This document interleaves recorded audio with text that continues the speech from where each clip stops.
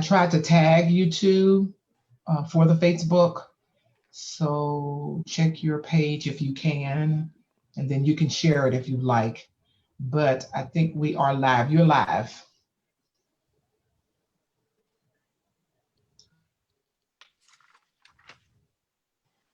You're listening to the new WCEG Network on WCEG Talk Radio.com. Click live stream tab or watch us live on your smart TV, YouTube, WCEG Network. I'm Dr. Wanzo, your show host of Mind Matters. We're the worldwide community empowerment group where we speak life into the community. Like us on Facebook, follow us on Twitter, and on Instagram at WCEG_talk_radio and at WCEG Network. Last but not least, the topics and opinions are those of the show host and guests and not WCEG Network. Thank you for your continued support. Again, welcome to Mind Matters, where we discuss relevant mental health issues. I'm your host, Dr. Cassandra Wanzo. I'm a psychiatrist. I've been practicing in the Atlanta area for the last 29 years. Our co-host is Officer Paul Devine, who has more than 20 years experience in law enforcement. Hi, Paul. Hey, Doc. Hey, WCEG family. We're affectionately known as the Doc and the Cop, although with our guest co-host, we're now known as the Doc and Two Cops. So our guest co-host is Norman Carter Jr. Norm is a retired Philadelphia police corporal. He's written a very informative book titled The Long Blue Walk, My Journey as a Philly Cop. It's available on Amazon. He also hosts his own show on WCEG, Issues and Answers on Mondays. Hi, Norm. Hello, how are you, Doctor? Hi, Paul. Hey. So our topic this evening is the psychology behind Donald Trump and his supporters. Again, the psychology behind Donald Trump and his supporters, part 2. I've gotten several requests to reread the introduction of the book, The Dangerous Case of Donald Trump, that was written by 37 prominent psychiatrists and mental health professionals. So I will reread that now. It states, this is the opening statement of the book. Donald Trump is a profound danger to Americans and to the rest of the world. He will remain a profound danger until he is no longer president. Since the dangerousness clearly results from Trump's serious mental impairments that are untreated and most likely impervious to treatment. That's the opening of the book. Trump has a special relationship with his base. He is a narcissist whose private feelings of inadequacy must be quenched by the constant adulation of his followers. Hence, the nonstop rallies filled with chants of hatred, threats of violence, and constant references to Trump's serial lies and fantasy world. We all remember his infamous statement, "I could stand in the middle of Fifth Avenue and shoot somebody and I wouldn't lose voters." I repeat that. I could stand in the middle of Fifth Avenue and shoot somebody and I wouldn't lose voters. How is it possible that 42% of Americans still support the worst president in history. He is the first president since World War II to see a net loss of jobs during his term.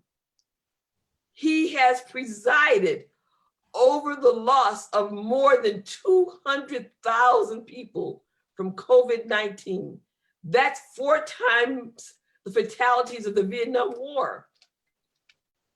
Having contracted COVID-19 himself, he refuses to take the pandemic seriously. He keeps promising, quote, it will magically disappear, quote, of its own accord, while holding rallies practically guaranteed to spread the virus.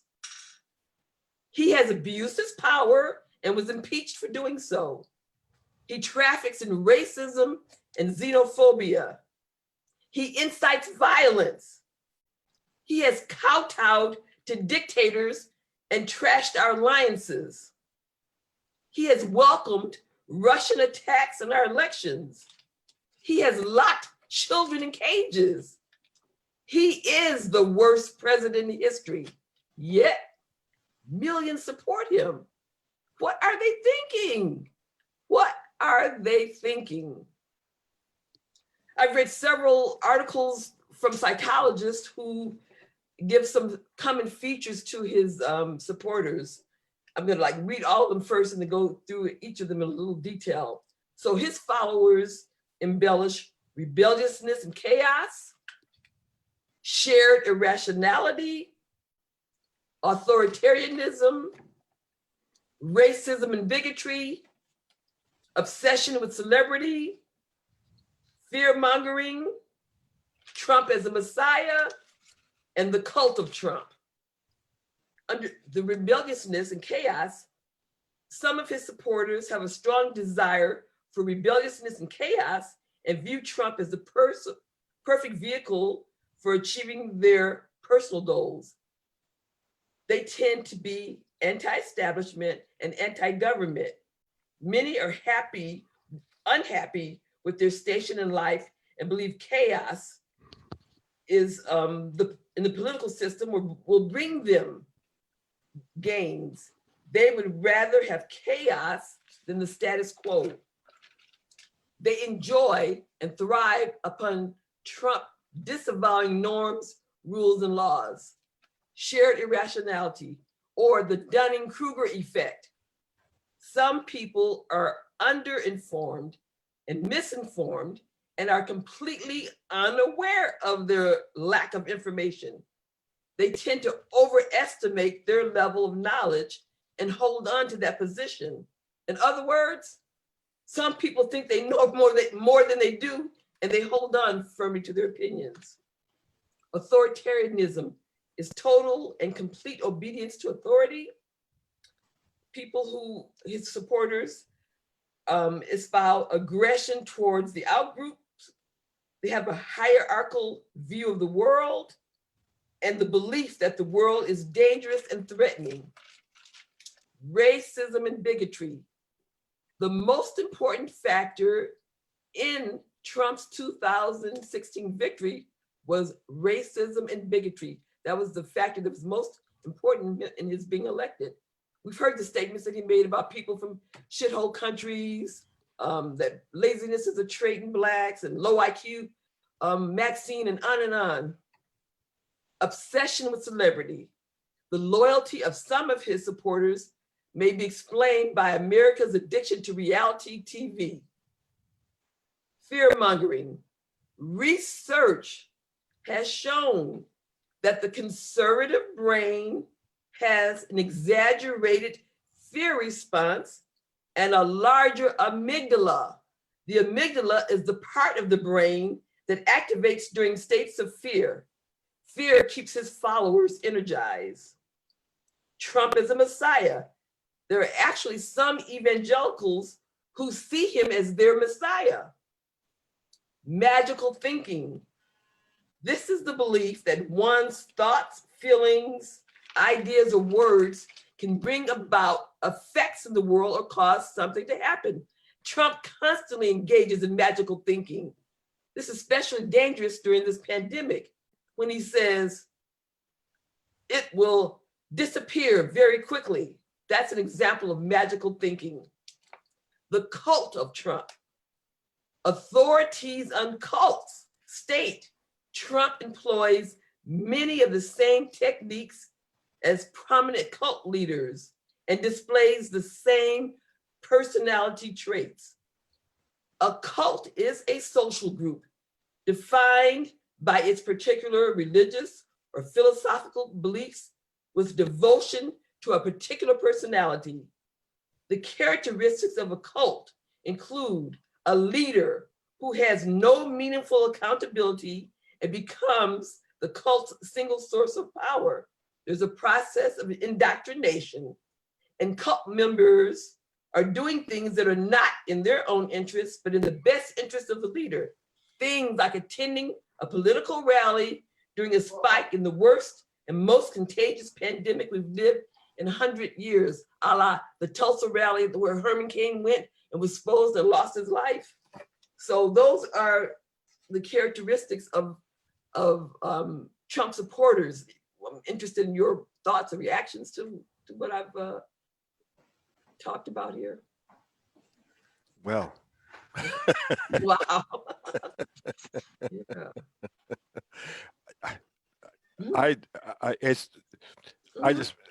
I hate to like start reading because you've read so much and said so much, but this inspired me. Well, first of all, let me mention I watched the president today in the Midwest. He just gave a speech about 2 hours ago. Okay. And large crowd, mostly not wearing masks. One of the things that we talk about is narcissism. Mm-hmm. He was taken.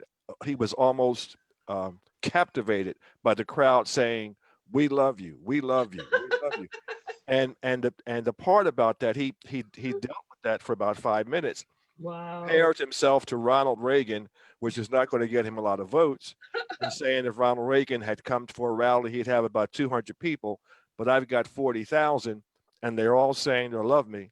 Mm. But the other part of this, and I read Dr. Neil Burton from Psychology Today, Okay. and we're talking about his followers. Mm-hmm. And I just like to read a little short portion, but this is about scapegoating, which is what they do. Mm-hmm. The ego defense of displacement plays an important role in scapegoating, in which uncomfortable feelings such as anger, frustration, envy, guilt, and shame and insecurity are displaced and redirected onto another, often more vulnerable person or group. Could be Mexicans, could be blacks. Mm-hmm. The scapegoats, that is outsiders, immigrants, minorities, deviants, are then persecuted, enabling the scapegoaters to discharge and distract from their negative feelings, which are replaced or overtaken by a crude but consoling sense of affirmation and self-righteous indignation. Those are your MAGA people. Yes. Accurate description. Mm-hmm. Interesting. I got a very interesting. You know, I want to keep all of us in mind, especially our listeners out there. Regardless of what term we put Trump supporters in, no matter how negative their behavior, thought process, and bigotries and racist attitude, they're still voters. Mm-hmm. That's the scary part. And not only are they voters, keep in mind they live among us. In our communities, in our schools, in our police departments, in our local governments, everywhere where we exist, they exist. I think this is probably the most crucial time in American history because now you're getting to see who we really are, each and every last one of us. I think it's important to keep in mind also, long after Trump is gone, they will still be here. True, true. Nothing's going to change their attitude.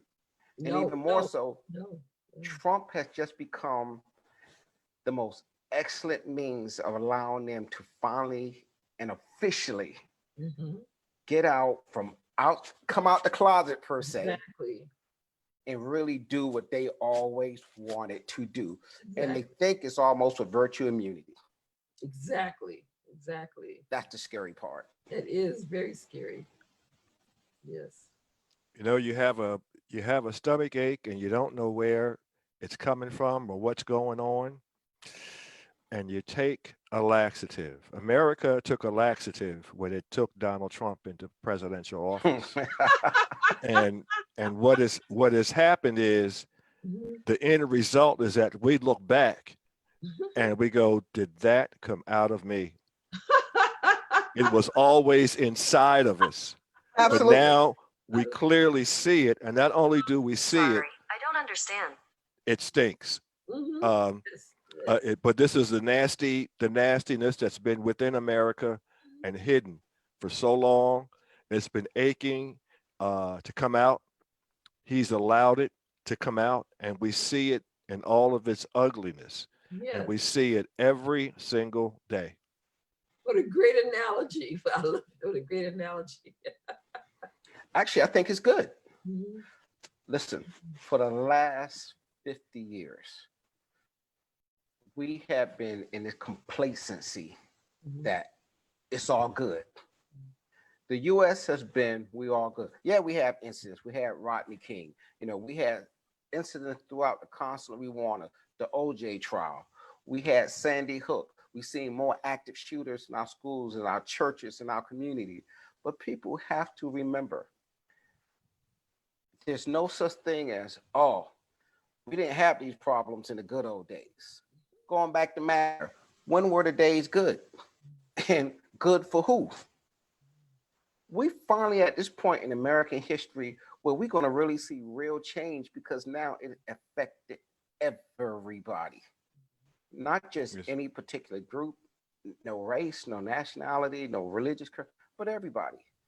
People have really got to the point where they had to confront their own selves. Who am I really? What do I stand for? And am I truly that good man who's standing by while evil does what it does? Everybody's challenged at this point in American history. Hell, this is starting to breed over into world history. We all are looking at ourselves and saying, what could we should have done? And really, what are we doing individually? Because keep in mind, we can always look at the broader context of the country and saying, well, they should have done something. But who's they? You know, government is still we the people, right? Yes, yes. Yeah.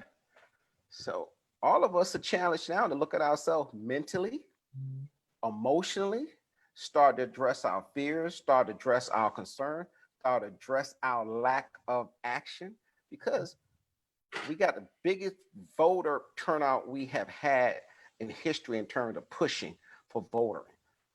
Yes. But isn't it amazing that early voting now has numbers are larger than the whole voting output in 2016? Yes, Yeah. I heard that this afternoon. Yeah, and numbers don't lie now. People are turning out like crazy. So that means everybody now has been touched in a way where it's not like somebody else's problem, but it's those people. Well, that doesn't concern me. Well, my vote doesn't count because nobody cares. Absolutely. People are voting with emotion now, not because of responsibility, but with emotion. Yes, yes. Yes. I mean, people who never voted before. Who was it? Was it Shaq, I think? That said he never voted before. Yes, which is shameful. But anyway. But man, this is amazing, because think about it. We finally reached that point where we had to confront ourselves. We're not really confronting Donald Trump as a whole. We're confronting ourselves. What have I done to make this a better world? Yep. That's heavy. Right, because there's nothing you can do to change your supporters, right? That's not, it's just something to help people understand what are they thinking, because you have to be what can you think? I mean, there's someone who says, I can stand in the middle of Fifth Avenue and shoot someone and they would still support him? Right. And think about the supporters who are looking at those who don't support them and say, how could you? Why would you? This is a chance. What's wrong with you people? Yeah. When I heard Jared Kushner said, and I still can't understand how this incompetent son-in-law is a senior advisor to the president of the United States. Well, my father-in-law is trying to give black people a chance to do better with themselves. If they need to pull themselves up by their bootstraps, because now at this point, blacks have to do something for themselves if they're going to get a better life. Where has he been since African Americans have been brought to this country and contributed greatly to the building of this country? I'm shocked to hear this from someone of Jewish heritage who has he forgot the Holocaust and what it took away from the life and the legacy of the Jewish people? Well, I know his father was very wealthy. His father contributed like over $2 million to Harvard, and that's how he got into Harvard, because his father contributed over $2 million. So he lived that kind of gilded, social, gilded golden spoon life himself. Well, I want you to But keep in his mind, his father is in federal prison right now. Okay. Yeah. For what? For Sorts of like money crimes, embezzlement, and things like that. Yes, he's in federal prison. okay. absolutely. Christie put him there, and that's why Christie is not in the cabinet, because Jared didn't want him in there. Oh, okay. And Christie had kissed enough butt to make it happen. Ain't nobody gonna say Governor Christie has not literally sold his soul to be a part of the Trump train. But I want people to remember, Nazi Germany could not have done what they done without the assistance of very well-placed members of the Jewish community. Keep in mind, sacrificing some for your own personal gain has always been the motto of collaborators throughout human history. There was no such thing as we being able to do what was done without Jewish collaboration on some level. Think about it. And most people would start to say, wow, there's such a thing as cannibalism after all. Wow. Well, I think if you look at it historically, initially when Hitler came along, there were Jewish people in his cabinet initially, but he got rid of them in short order. Once the roll got to rolling, he got rid of them. Absolutely. I have often compared what's going on now to what happened in Germany, and some people get very offended by that. But the process is, we're talking about herd mentality that allows a demagogue to be followed by millions of people, which we have that in Germany and you have that here. I mean, almost undevotedly. And when you look at the pictures of what was going on in Germany and the type of crowds that he was able to amass to give his speeches, that's another Donald Trump. And the large crowds don't necessarily make what he's doing right. This was an evil person. Donald Trump is another evil person. Yes. And I was criticized 4 years ago when I don't know whether you guys saw the movie, but I compared Donald Trump to Damian Thorne in the movie The Omen, because when he made that statement about he could shoot somebody on Fifth Avenue, that's like something right out of the movie. He knows that whatever power he has, that nothing can stop him. That's the way he feels. Nothing can stop him. We have it in our power in this country right now to stop him. Exactly.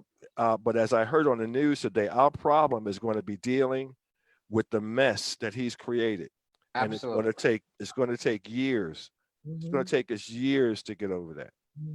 And it's not just the immediate mess. Keep in mind, domestic terrorism is on the rise. Yes. We're talking about what used to be sleeper cells that are no longer sleepers. They're actively planning revolts. Yes. Who in their right mind would think in the 21st century that there would be an internal group who made the decision, trained, and really was preparing to carry out Mhm. kidnapping, and executing a sitting governor. Yes. What makes you think in these United States you can actually execute that kind of plan with immunity? Exactly. Yeah. And These are keep Trump in supporters. mind, Trump supporters. Mhm. But not only were they Trump supporters, all of those were military trained. Most of them came out of the Marine Corps. And think about it. If we have them in our military, we certainly have them in our police departments. Yes. Yes. If we have them in our police departments, we have them in our state, local, and federal governments, Yes. which means they are in position of power, Mhm. which means they have training, not only in the use of weapons and tactics, and most importantly, what we should be afraid of, they have access to the most sensitive data of our national security of this country. Mm. Exactly. That's the thing that should keep us up at night. Right. Not so much a Trump and his antics, but Right. don't follow him who've made the decision that they're going to carry out, how should I say? I can't even say operations. What Mhm. they doing is straight anarchy. This is Yep. treason on the highest level. Mhm. And when That's you what we talk, talked about last time is the Trump effect, his Mhm. bullying effect spilling over into schools and society in general. So the Trump effect. and when You you know, talk about police, because Paul just mentioned that, remember, was it just this week uh, that a New York police officer was suspended yeah, for driving through the city and on his loudspeaker yelling Trump Oh, 2020? yes, yes. That is scary. Mhm. That's really scary. and we just had a local agency here in the Metro Atlanta area. Officers who were assigned to security detail at a polling station wearing a Trump mask. Mm. Like, Yeah. come on. There's certain things I can care less who you Mhm. support. You don't defy the uniform by weighing these examples of your personal, religious, or political or otherwise preference, because now you're intimidating. So what Yeah. happened to him? Were there actions taken against him? Well, right now it's under investigation, Okay. and this is where I get a little lurky all my years in the agency. It don't take long to investigate something that's blatant. Let me tell you, I hate the term under investigation, Mm. Right. because all that says to me, damage control for privileged few. Wow. Wow. Right. Wow. Yeah, and I think that you touched on something earlier about and we're going back to herd mentality again. Mhm. And we have a lot of mental midgets out there. I hate to use that term, but that's who they are. Mhm. When you have people who are organizing to kidnap and murder and execute, because that's what it was going to be, an execution Mhm. of a governor, put her on trial Mhm. in their little whatever kind of court that was going to be. And the president of the United States does nothing to condemn that act, Mhm. but he continues to malign the governor. Yes. So what that Absolutely. says is to the other people who are out there, and there are other people out there, is that I got your back. Mhm. Mhm. And that's dangerous. And I think another thing that we're not considering is that win or lose this election, Donald Trump will be the president of the United States at least until January 20th. Yes. And after November 3rd, you're going to see this guy really, really show who he is if you haven't seen it yet. Absolutely. Absolutely. And you're going to see his followers, those who believe and act like him. Mm. Don't Yes. be surprised if we start to see armed revolts on a level where it went from passive aggression to very much I, I, physical altercations. I posted that on Facebook this morning. Mm. And I posted it actually a couple of months ago about that. That they're not going away quietly, Absolutely. and he's not going away quietly. Yeah, I think you were Absolutely talking not. about that the stores there's a shortage of ammunition and guns, that people are buying up all the ammunition and guns. Yes, that's Mhm. part of it. Yeah. And you That's got to part ask of it. yourself, Mhm. what are we arming ourselves for? Mhm. Because last time I checked, I don't care what weapon you have or what caliber you're firing it out of, It ain't to stop covert. Right. Right. This has nothing to do with covert. Mm-hmm. We take a pandemic as a reason now to militarize ourselves. That's basically what's happening right now. We're militarizing ourselves, even in the civilian sector, for the purpose of what? I am a very much stark supporter of the Second Amendment. So when I get scared because I walk into my local gun store and I can't even find as much as a box of ammo of any caliber, when the stores are bare, you know, every gun store that I patronize look like grocery stores in hurricane ravaged areas. There's nothing on the shelves. You ask yourself, who's buying all these guns and why? Yeah. People are preparing, and you're not telling me it's for self-defense. And there's no way you're going to sit there and tell, well, I got to protect my house from who, from what? And people don't understand the difference between being offensive and defensive. What side are you on? Well, when we talk about the Second Amendment, and that really plays into a lot that's going on now, that has been it's been historically misconstrued. And most of the people who, the first thing they say, and Donald Trump must have said that 3 times today, they're going to take away your Second Amendment. Well, I think it needs to be taken away and it needs to be revised because there's no reason for any citizen to be carrying an AR-15 or an AK-47. Absolutely none. Or an Uzi or any of these type of weapons. They are not for self-defense. Those are assault weapons. Who are you assaulting? The Second Amendment was put in place during the birth of this country because the country could not afford to arm its soldiers. So they wanted people to have weapons so that when they called for the militia to come out and take action, they would have weapons. That was the reason for the Second Amendment. We have armies today. We have police departments today. There's no reason for the citizens to have these type of weapons. A weapon to protect you and your home and your family? Absolutely. A weapon to go hunting with? Absolutely. An AR-15, an AK-47, if you try to justify to me that this is what you think that people should carry, I really want you to have your head examined before you do that, before you talk to me, because obviously there's something lacking in your brain when you can justify people walking around the streets with AR-15s. It's crazy. And when you have the Supreme Court just this week said that they prohibited states from telling people that they can't carry weapons into the voting place. And remember, the president just last month said he wanted his people in the polls watching. You want people in the polls watching with AR-15s and watching how you vote. This is what Donald Trump and his supporters want. I heard that they're going to be stepping up the presence of law enforcement at the polling sites on election day for that very reason. Yeah, it's needed. Don't take that as a positive. Because Oh, yes. Go back to who supports what.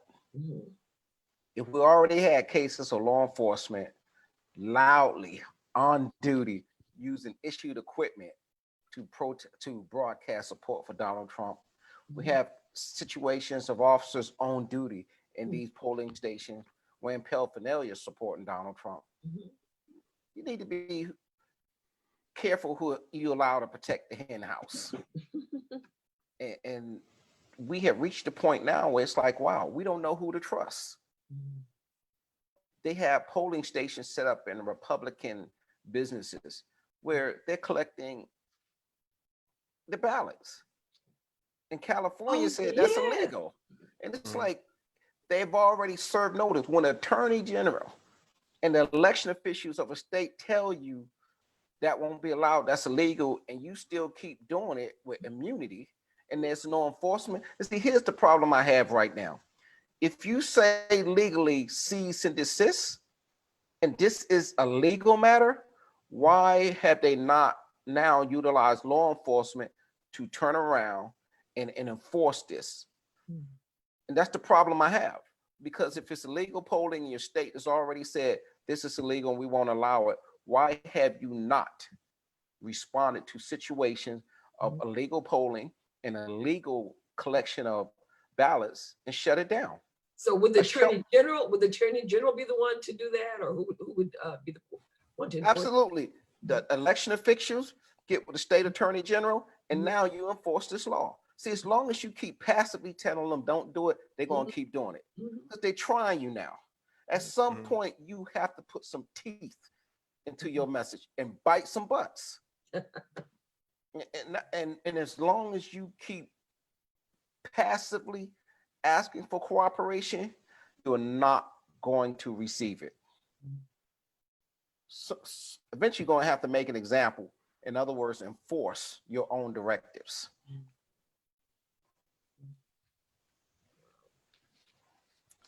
In addition to the plot against the governor, they did arrest a man who had planned to kidnap and kill Kamala Harris and Biden. A guy had planned that. They Yes. arrested him as well.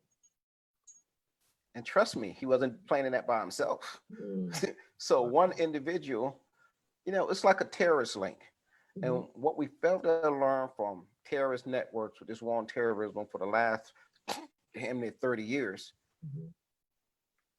killing the head, cutting off the head has absolutely nothing to do with taking out the mentality or the philosophy of a terrorist organization. That's what we have now in domestic terrorism. Mhm. Look how long bin Laden has been dead, and yet the philosophy of jihad is even stronger now than it's ever been. This wonderful president made the mistake of saying ISIS is dead a little over a year ago. That the war is over. We've accomplished our goal. ISIS is alive and well. They're recovering. They're re-strategizing. They have sleeper cells in the United States that now are waiting for the next opportunity to conduct their 9/11. Yeah, that's his magical thinking again. His magical thinking. And the crazy thing about it, we have given them the opportunity to come back even better and improve, because this nonsense response to COVID and now this internal nonsense we're going through with this election has literally taken away all the heat and ability from our counterterrorist units to focus on international terrorists, because now we got to focus all our resources on domestic terrorism. But his own experts advised him about domestic terrorism, and he ignored it. Because the domestic terrorist is a support group. Exactly right. Yes. That's part of his Yeah. base. It's part of his base. So why would I shut down those who are going to ensure that I stay in power? Mhm. And believe it or not, he's already assuring them damn near immunity for all their actions. You got immunity. How many do you plan to pardon after they kidnap and kill any of your political opponents? Mhm. Yeah. How many are you going to turn around and say, hey, you're going to curtail the Department of Justice to really investigate? How are you going to keep the FBI from doing their job by telling them, listen, if you don't do what I tell you, then I'll just get another director who will? We have the scariest time in American history because our Department of Justice and our FBI, the two main law enforcement agencies for our internal problems in this country, have now been pretty much neutered. Mhm. And don't Yes. expect Barr to any way, shape, or form be sympathetic to anybody who doesn't support Donald Trump's agenda. There's a question. So can a Trump supporter still support him and not have mental issues too? Absolutely. Absolutely. I agree with that. Absolutely. Here are something that a couple of things that and from Psychology Today. I'd just like to mention one of them is some experts even stated that peaceful crowds are usually transformed into violent mobs because of actions of one or two persons. It could be Absolutely. done by an individual or a ringleader. And also that these people, sometimes if you get them away from the crowd or away from that leader, because what he wants is the crowd. He wants that crowd mentality. When you get them away from that and you talk to them, they sound like rational people. But while they are consumed by this herd mentality, and that's what it is. They're dangerous people, and normally sane, rational people become irrational, and it's that irrationality that Trump prized himself on. A great example was today. We just saw pictures of his son Barron just a few weeks ago, Oh, and he's was he 14? Looks like a Right. 14-year-old. Today he was on television saying that his 14-year-old son is 6'5" tall, which isn't true. oh, But but his that mob cheered it. They were applauding it, and but his he lives in another reality, yes. and as does his a lot of his supporters.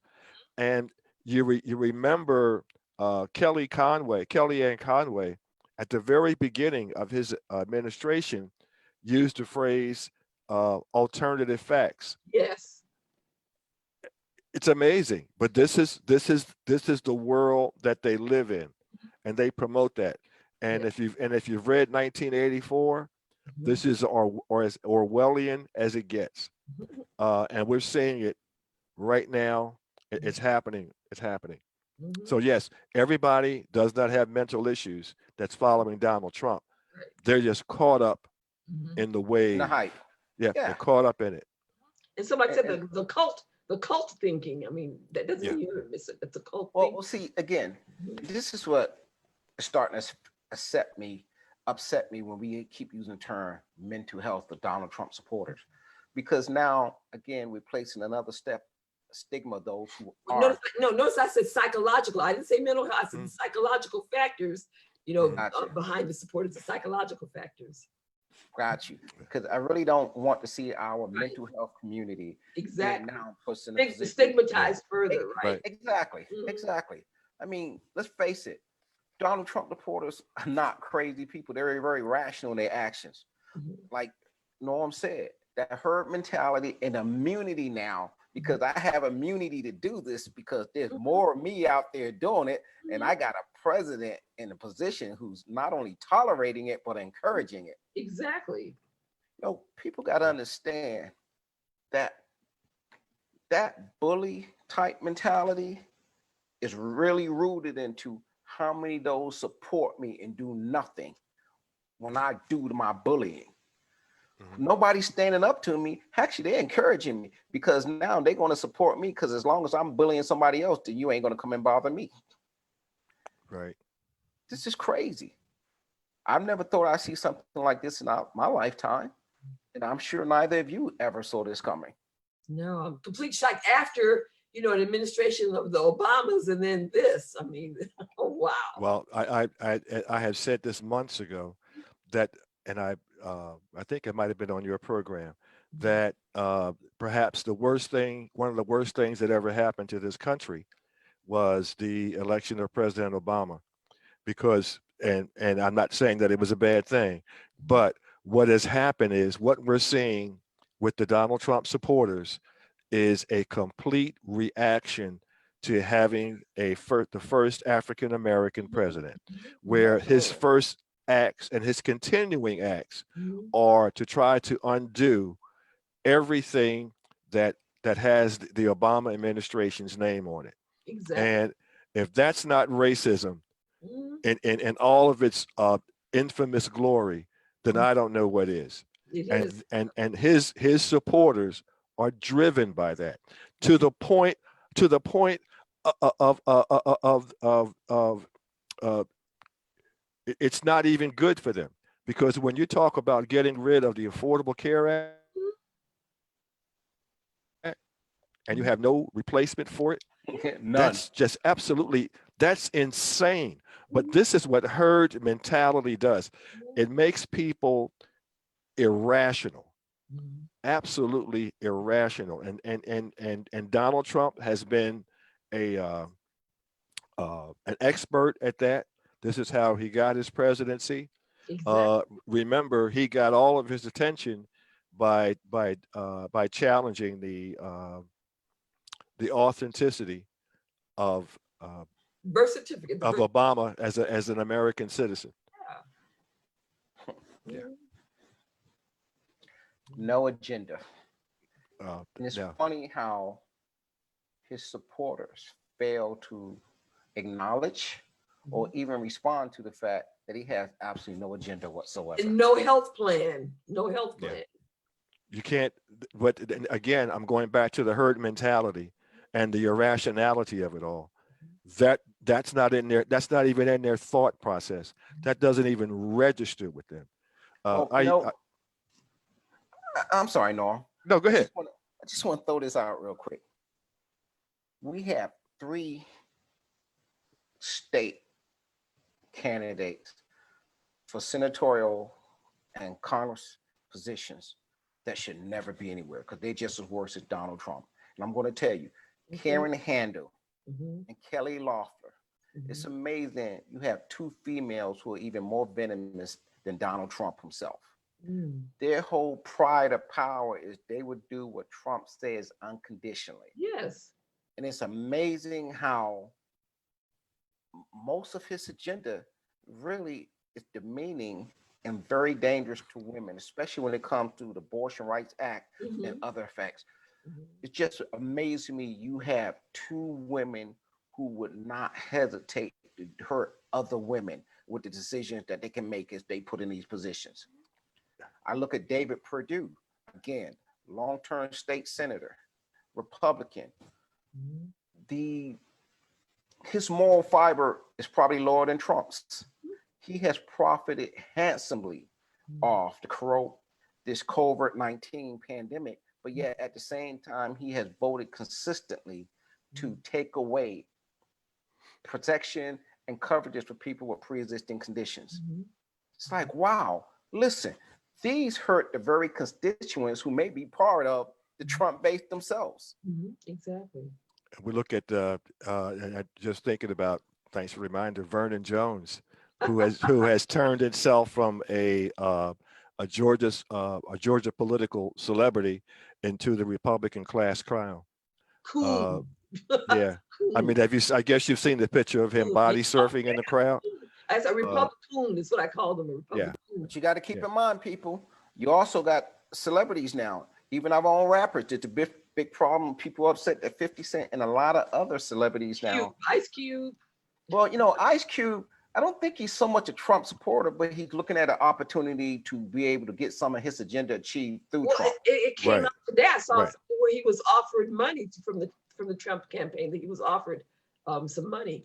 And the funny thing is, Cube is financially set regardless. So I can't see money being his motivation. But I believe he took the path of least resistance because if the Democrats don't openly support his ability, what do you call it, the platinum plan? Well, if he feels he can get it through the Republicans, then right now his rationality is by any means necessary. Let's be honest. And it's 50-50 where the election will go. It doesn't maybe be a Republican government in January or a Democrat, but the bottom line is he's gambling on somebody somewhere in a position of power can help me get this agenda done. I'm not mad at him for that because he's playing both sides. But at the end of the day, when you do have our Vernon Jones and other very high profile celebrities who openly support Donald Trump, hell, keep in mind, in Atlanta last week, we had a major rally by the Black Republicans of the state of Georgia. They do exist. Last week there was a rally.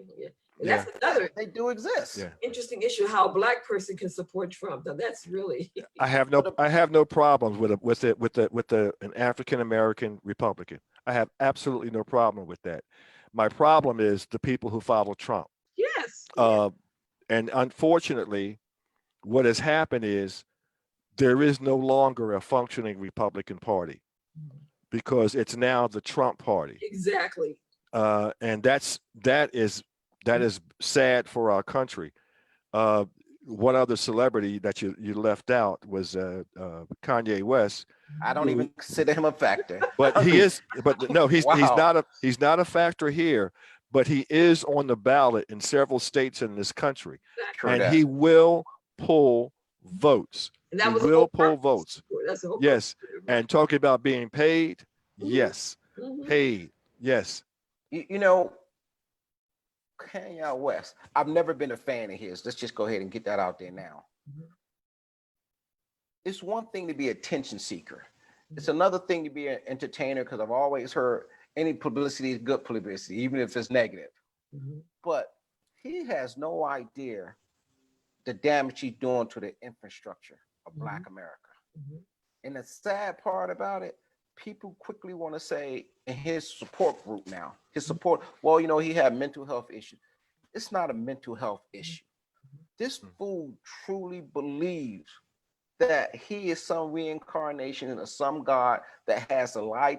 Him and but that is Donald part of his Trump. mental health. He's bipolar. And when you're bipolar, you have grandiose delusions. So that is part of his mental illness, the grandiose delusions. Yes. Well, you He's know off what? his meds, off his meds. Grandiosis. I would love to see what the psychiatric profile for Jim Jones was, because I see Kanye West as another Jim Jones. Okay, well, And people got cult leader. exactly. And then you got to keep in mind, just 3 weeks ago, we had a major production here in Atlanta with Jim Jones and Joel Osteen. They're very, very close. I often wonder Jim what, Jones is dead. Yeah. No, not Jim Jones, Joel Osteen. Oh. Joel Osteen and, okay, you saying. You gotta ask yourself, that alliance is more than just, hey, we share the same religious philosophy. These two are openly collaborating on a lot of levels. I've always considered Joel Osteen, and maybe it was my being naive to who he is as a pastor or his religious, as one of those, hey, want to spread the good word, the good people to have a good life. Joe, how do you benefit from this relationship with Kanye West, knowing how I feel and the rhetoric he's put out? More so, are you just as loyal to Donald Trump?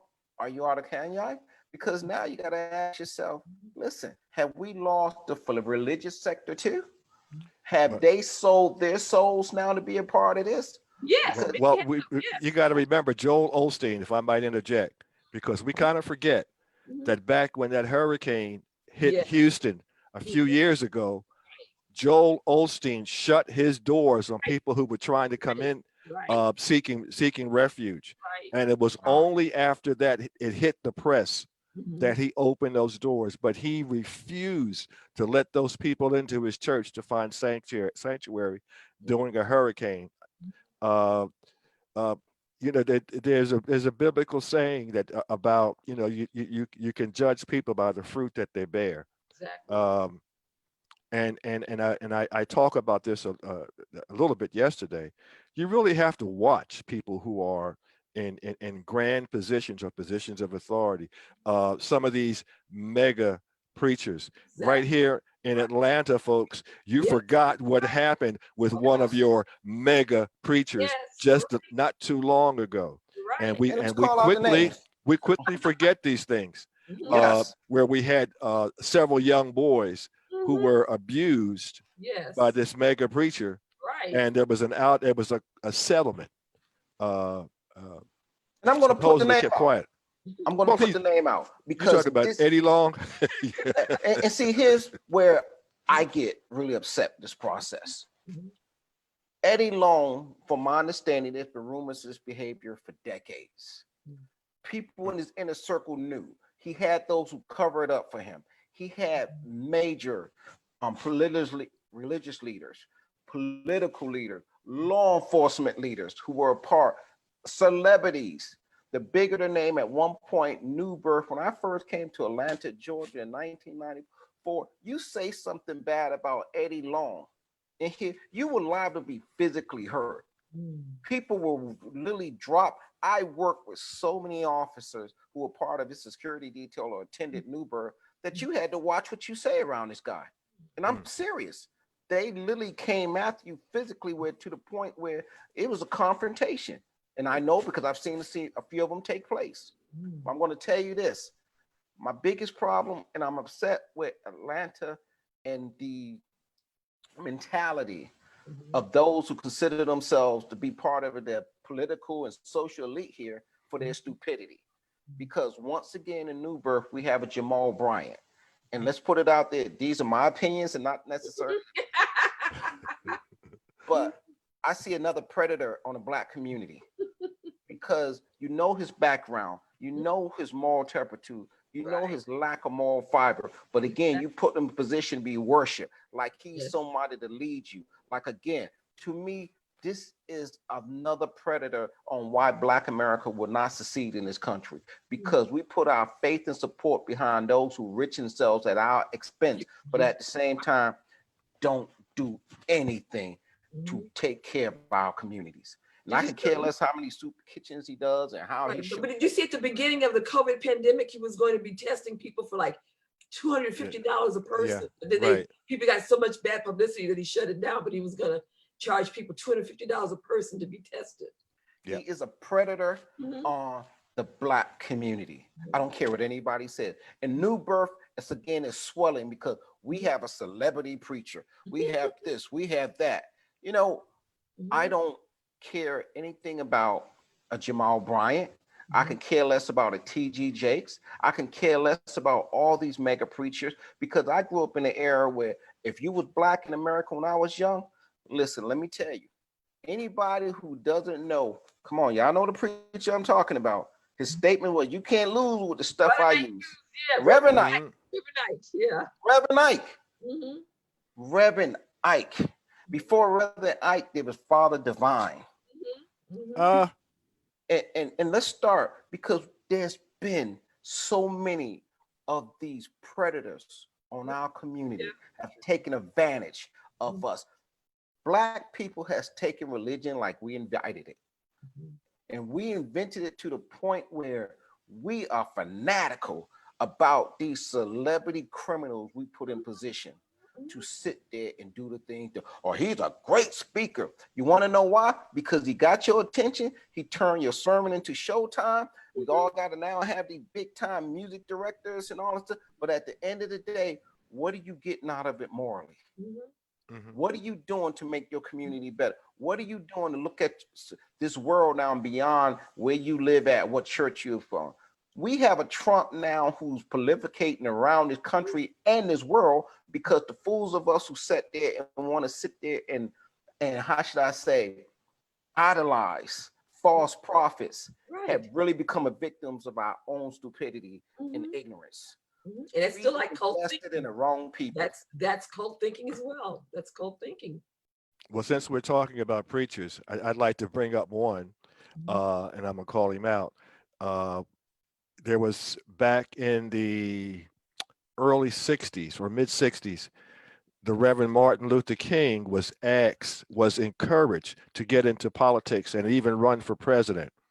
And he refused to get into politics because that would damage his credibility. Absolutely. And I often wonder about church leaders becoming involved in politics. I'm sorry, I have to question that because when you get into politics, who are you selling your soul to? It takes millions of dollars to run a campaign. Where does the money come from? Who are you beholden to? Are you beholden now solely to your God, or are you beholden to other people? Wow. Now that, my friend, is the $1 million question. I'm just saying. And I look at Reverend King and I think about that, and I remember when he made that decision and he explained it, and to this very day, except for what's his name, the head of SCLC, he did run for president at one point. Jesse Jackson. Oh, you mean what is it? What was his name of his? I know it's Rainbow Coalition. Rainbow Coalition. Yes. But we're getting away from the Donald Trump supporters. We certainly are, because let me tell you right now, Jesse was a perfect predator. You know, Jesse held major corporations hostage by simply, if they had an uprising or they have African-American workers were unsatisfied and wanted to strike, What did they do? They called Jesse in. Not the workers calling Jesse in, but the corporation, the system. Hey, Jesse, what was Jesse getting for convincing these brothers and sisters to go back to work? Come on, we're going to get some turn. They pacified them with a few changes, but at the end of the day, it made Jesse look like he was some major mitigator and he had the power to come in and change things. Well, we all know in his own nonprofit, Jesse was skimming money like it's nothing. So if you were paying hundreds of thousands of dollars to your mistress on the side you had a love child with, then please tell us where all this money was coming from, because your supporters can only give so much. Let me tell you, I have two stories about Jesse. I was at some function, I can't remember what it was, in DC, and he was speaking. Then he instructed them to lock the doors, not let anybody out until he raised a certain amount of money, so no one could leave. He actually locked the doors and banned people from leaving until he raised whatever amount that he wanted to raise. Then another situation, my father was a pastor in Milwaukee, and Jesse spoke at my father's church. He was there to speak for a political thing. Then he started trying to raise a collection, and my father said no. And Jesse got angry and said he would never come back to my father's church again because he wanted to raise a collection in my father's church. Wow. You got to, and also remember that Jesse Jackson was really held in a very bad light for quite a while after the slaying of Martin Luther King, because Jesse Jackson chose to walk around for about 2 days, 2 or 3 days, with the shirt with the blood of Dr. Martin Luther King on him, and people said that leaders were saying that he was doing this for show. Absolutely. And that's really a sad commentary on someone's character. To have to do something like that. Because that was Jesse's way of saying, now is my time. I can work this. Yeah, and it wasn't. Yeah, that's his hustle. Yeah. So we talk about Trump supporters. Yeah. Look at the mentality of Black America and say to yourself, why have we invested so much in some of the most immoral people to call our leaders? If they have not stood up and really represented us the way that we felt we should have been, then why would we expect the system to respect us? We have got to understand, if you're truly going to be a part of this country in such a way where you're first-class citizens, then you too got to consider yourself to be part of we the people. You have an obligation in our community to do better, to invest in our community. We can't keep saying that, oh, the police come in here and we dealing with police brutality, but at the same time, we have yet to take responsibility for policing ourselves. Every child born has a mother and a father, whether they're together or not. They have an obligation in our communities. It used to be, it takes a village to raise a child. None of us were perfect parents. I'm still looking at myself and asking myself what I should have done better. What was I taught to be a better parent? What mistakes I made that I should not pass on? How can I be better as a grandfather where I wasn't as a father? And that kind of thinking every day makes me realize this has never been about me from day one. It's about what I'm passing on. That it's more than the generational wealth to tell my children, well, I got this, so you'll have something. But what about the falling down aspect of life and showing them the strength of getting back up? What about telling them, hey, listen, you're going to make more mistakes and good decisions, but most importantly, you're going to walk away knowing that I was able to learn and pass that on. Exactly. And values and things. Values. Yeah. The value system has to be in such a way. It's not even about who you support politically, religiously, or whatever. It's about who you are as a person and what you stand for now. I will not stand by and let evil proliferate in my immediate vicinity without doing something to better this situation. And to me, that's the real responsibility of saying, now I care about my community. I care about the people around me, whether you're related to me or not. And most importantly, embrace diversity to the point where we start to realize it takes us all to make a better world. Amen. There's no such thing as I. You can forget the I. Just take us all. Let's go ahead and invest into being better citizens, and we might just see a change in our life in this world, not just in our country. The man in the mirror. Yes. Hey, every day. These are the top results. every day. I mean, I love this country, but you know, my national heritage is Trinidad. And I love the fact that I got a little bit in here, a little bit there. I mean, each day I wake up saying, hey, you know what? I support the American Constitution to every fiber in my body.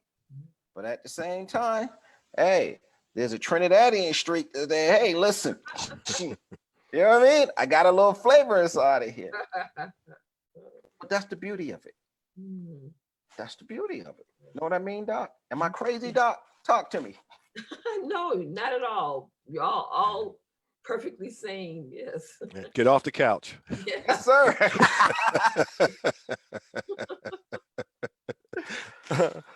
You know, one of the things I talked about on my program yesterday, Issues and Answers, was, and you slightly mentioned it, Paul, was being careful who we follow. Yes, sir. And I look at, I'm going to call out her name, Candace Owens. Okay. Wow. Okay. One of the things that I said yesterday on my program is that a Judas goat always looks like the flock. And you really have to be careful and just think about it on a small scale. We're not even going to go big scale, but there was a super spreader event on the White House lawn just a few weeks ago. And now you, supposedly a friend of the African Americans, you organized a group of 200 and some odd people, paid people. They were paid lodging and transportation to gather almost in the same place in the middle of a pandemic, and you skin and grin about it. Absolutely. The Judas goat always leads the lambs to slaughter. It's not a good thing. And Candace Owens has shown herself to be a devotee of Donald Trump. And I have nothing against Republicans. I actually know some really, really good people who happen to be Republicans. It's a political philosophy. No problem with that. My problem with it is when your philosophy is not Republican, but Donald Trump, you present a danger to me and mine. And that's when I'm against. So when you tell me that you are a Donald Trump supporter, and I know we have some listening right now, you're telling me that you are a danger to me and my family, that you support a danger to me and my family. 220,000 people are dead right now that should not be dead. The Trump administration refuses to acknowledge that that these people are dead and that we have something like 10 million people, or is it 20 million infected. that are infected by COVID-19, and yet he still has followers at these rallies who come unmasked and uncaring that they are taking that disease back to their families. It could be their children, could be their grandparents. This is what we talk about when we talk about herd mentality.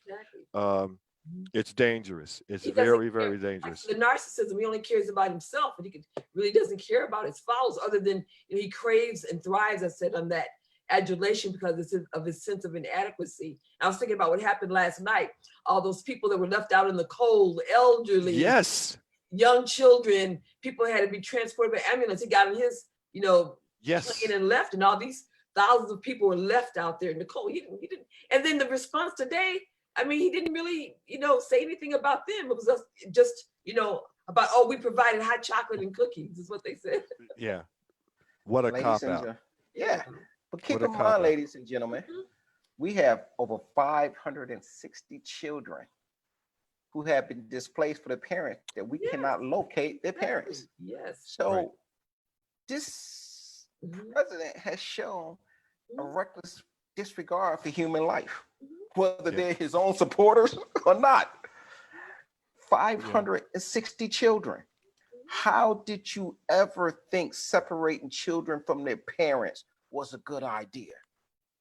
And I want you to keep this in mind. WCEG family and the Republican listeners out there, Trump didn't physically do it himself. Yep. He may have gave in the order, but you look at those who carried it out. Mhm. Is Yep. this not reminiscent of what took place in the Holocaust? Say it. Mhm. I mean, let's put it the way it is. Say it loud.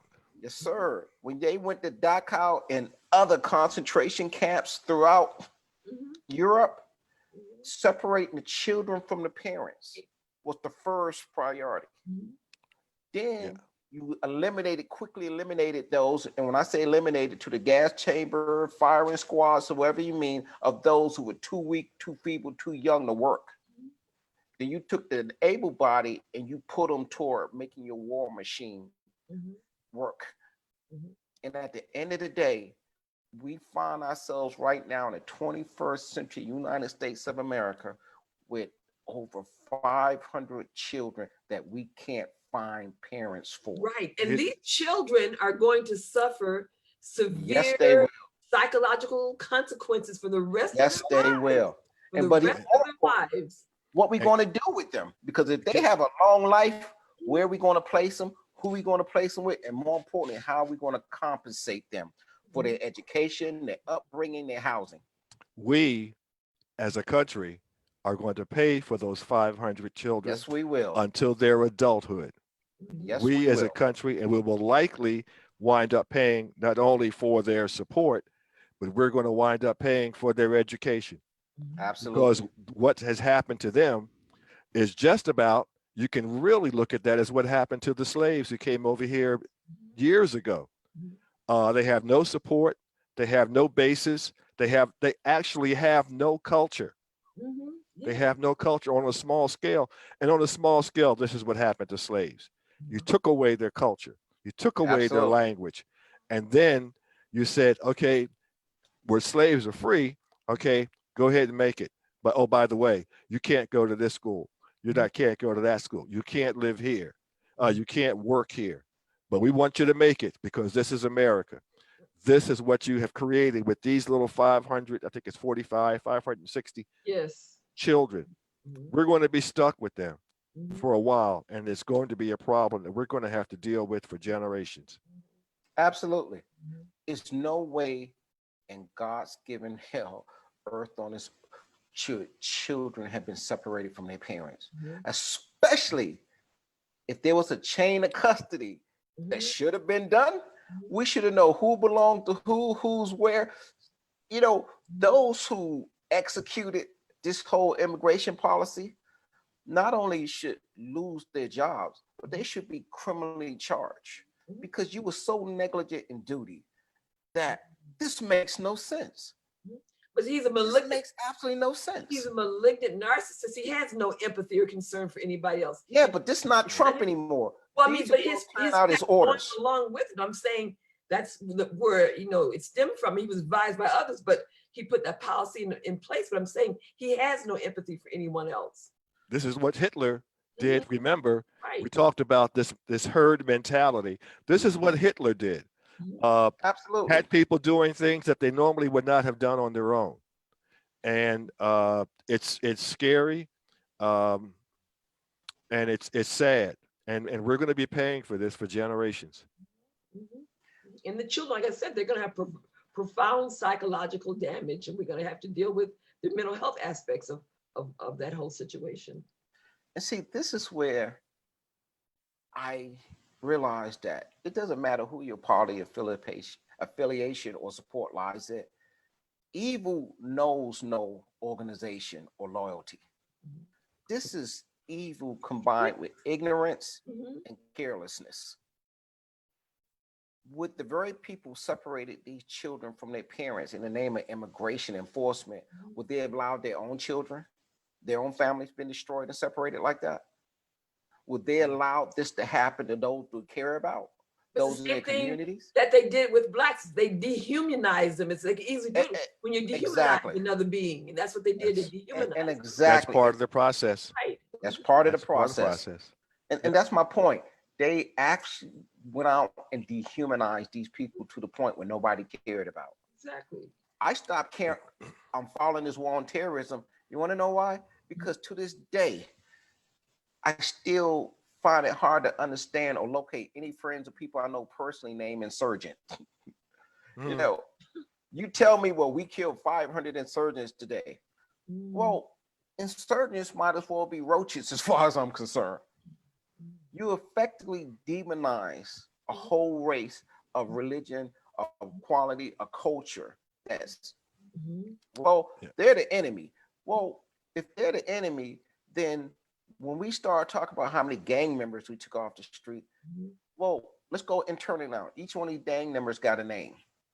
They're part of somebody's family. They're part of something. Again, we had dehumanized to the point where if you don't treat them like human, then why are you even remotely surprised and upset when they act inhuman? Exactly.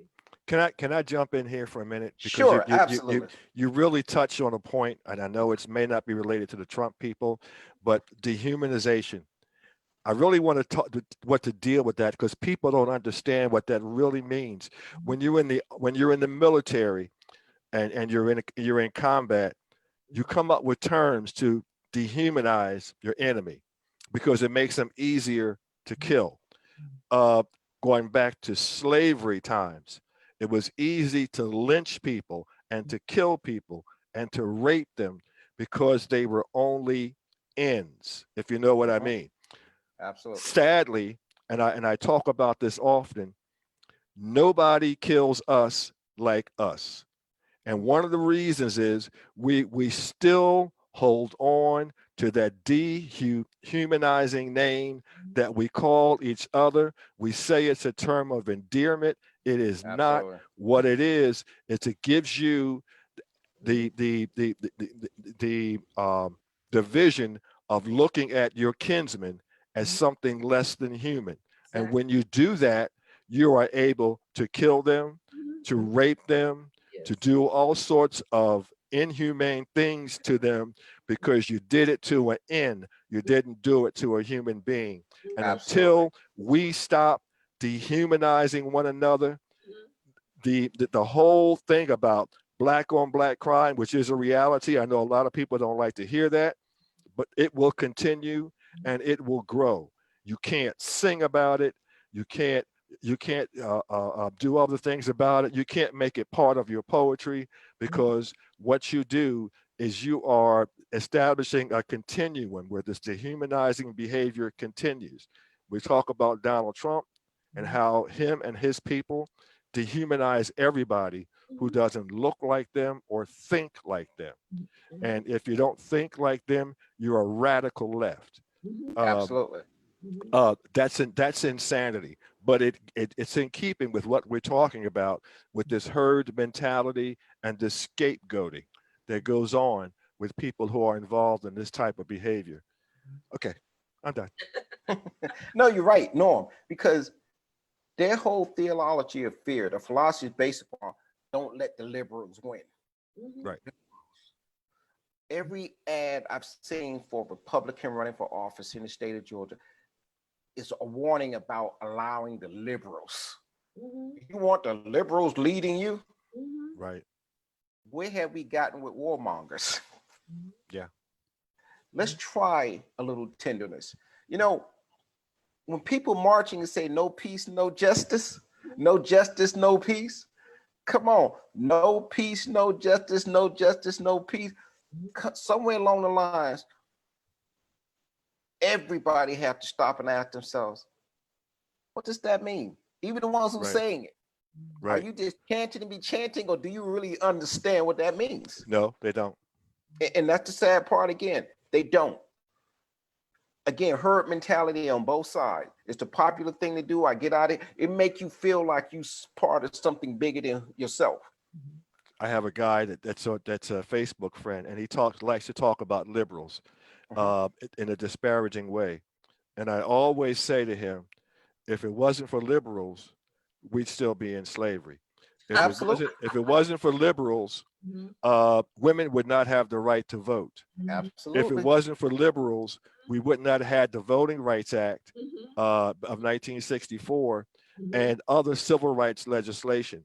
And I could go on and on and Social on Security, about, Medicare, and yes, Social Security and Medicare, liberals. So really, if you're against liberals, I want you to give back all that money you're getting from Social Security. I Absolutely. want you to cut up your Medicare card, throw that away too, because all of those things came from liberals. Liberals. And it's amazing when I sit there and think the whole attack mode agenda of most of our Republican candidates in this state that I actually have an opportunity to vote on are warning me against the liberal agenda. I'm saying to myself, wow, all you want me to do is keep you in position of power to keep enriching yourself. Exactly. You're not doing anything for me or the community. You can care less. You're warning me against those who want to help me get a better life. Are you kidding me? Listen, I haven't seen any liberals planning on kidnapping any political or government officials. Exactly. To execute it. I have not. Correct me if I'm wrong, somebody. No. But show me where liberals have become Good an example. armed threat to me and mine in this country. Yeah. Good example. Good example. Very fine people on both sides. Right.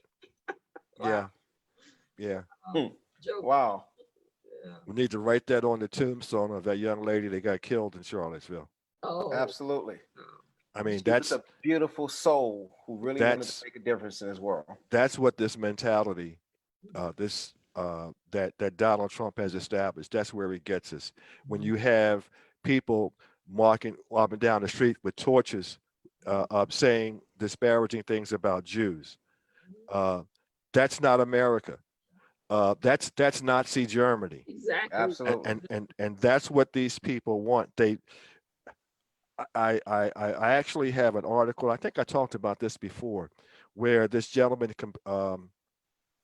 who was a Holocaust survivor talked about how the Nazis who repatriated themselves into the United States became very comfortable being part of the Republican Party because it suited their needs. And what we're seeing is this coming out on steroids now that Trump is in the House. It's very sad, very, very, very, very sad.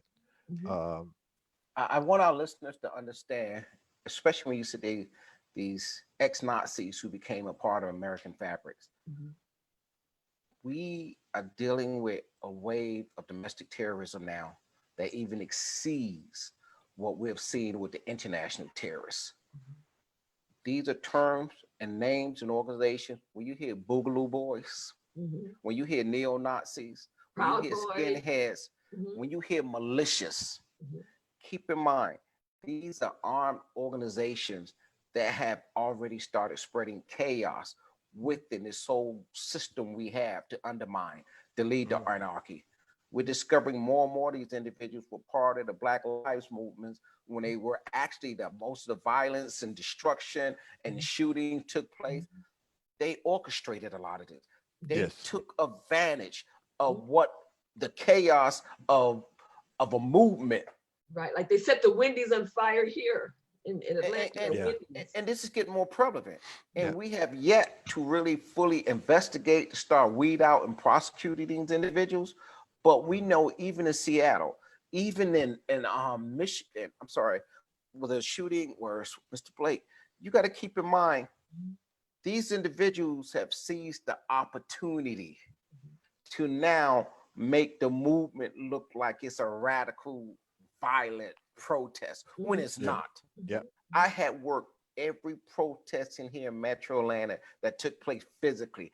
I am there behind the line, been tear gassed, been a part of the documentation of law enforcement of our response to this. And I'm proud to say, as I look back at my notes and the pictures and the documentary I'm putting together, it's like, wow, you know, how many of those, millions of people of beautiful faces, diverse faces who were peaceful, but yet now can I look at my own films and video and start picking out those who were radical instigators? And what the agenda was not about peaceful change, was about anarchy in the name of a group Yeah. Yeah. that trying to incite something. Yeah. I think your mayor came out and said that, and also Dr. King's daughter actually said that right in the midst of the first few days of those riots here in Atlanta. And we have to be, as they said, you have to be very careful about some of these strange faces that popped up that were never here in Atlanta before. Well, and this is, and I'm sorry, Norm, to No, go interrupt. ahead.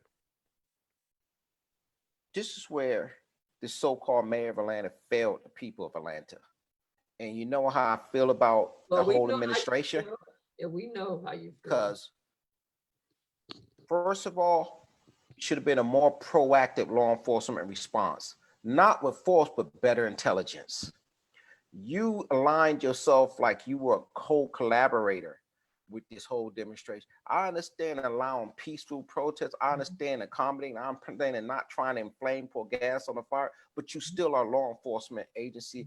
And as the mayor, you have a responsibility to ensure the safety of all. More importantly, you should have taken steps to prevent radical violent actions. And why I say that? The University and prior, the situation at Wendy's, where a beautiful little 8-year-old girl was killed. We had numerous situations of shooting and other acts of criminal activity that we should have quelled and put down immediately. There was absolutely no law enforcement present by the order of the mayor. You had a police chief who resigned immediately because it showed the leadership of this agency for decades, but now at the most pivotal point in the history of this city, right now, your leadership structure was so incompetent that finally got challenged in such a way that you had no response. There's no excuse for enforcing the law, especially during times of critical need when discretion and common sense is the key. You can't turn a blind eye and hope that situation to go away or pacify those who are an instigator, because the more passive you are, the more aggressive they're going to become. Stand your ground, say what you mean what you say, and let them know I'm going to allow you every opportunity to demonstrate peacefully, but I will not even remotely entertain any kind of anarchy or criminal activity. And when you move decisively. You put them down hard. You make sure that everybody knows I support your right to your Second Amendment, to your ability to come together, your opportunities to be out there and get your point across, but you will not become a criminal element. So, gentlemen, we're down to the last minute. I want to thank the participation and for our audience out there listening. And the final statement I'd like to say is to vote like your life depends on it, because it does. Absolutely. Absolutely.